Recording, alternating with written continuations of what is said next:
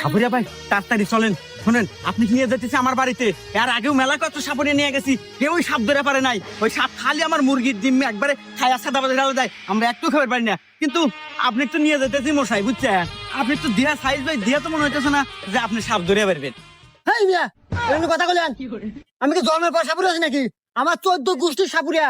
আমি জন্মগত বাপ দাদা দাদা দাদি মানে 14 গোষ্ঠীর সাপুরিয়া ছিল। এই জন্মসূত্রে আমি সাপুরিয়া হচ্ছি। আমি চিঙ্কু সাপুরিয়া।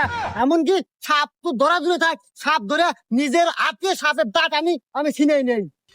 আচ্ছা চলেন দেখি, এই মাঠেই পরিচয় পাওয়া যাবে না আপনি আপনি কিরকম খালি সাপুরিয়া। বাড়ি পর্যন্ত নিয়ে আনুন, সাপের কাল্লা ধরে নিয়ে আসবো আমি। আসেন। আচ্ছা চলেন।